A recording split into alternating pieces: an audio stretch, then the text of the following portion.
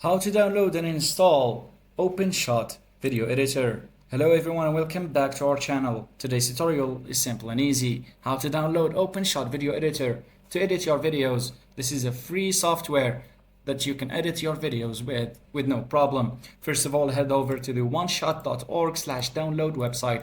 This is the official website to download OpenShot. Don't download it from any other source.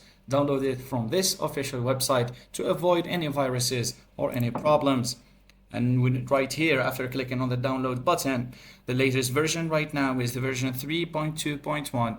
When it will finish up downloading in about 1.5 minutes, we will launch the installer and follow the prompts that it will give us to choose the directory where to save up our OpenShot software on our computer. And after that, we will find our program right here next to these ones in the desktop or right here in the startup menu, and we can start our program on our Windows. Thanks for watching everyone, and don't forget to subscribe.